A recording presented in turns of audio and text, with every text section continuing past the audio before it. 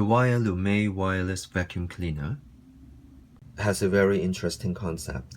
In the normal configuration like this, it resembles more or less a traditional looking vacuum cleaner, and this is what they call the dust collection mode.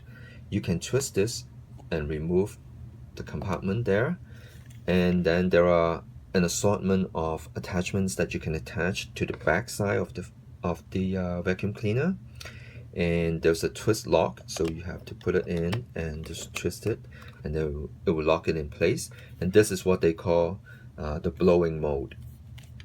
So it draws air in one way and then blows it out the other way, and then you can also attach other attachments to it as well.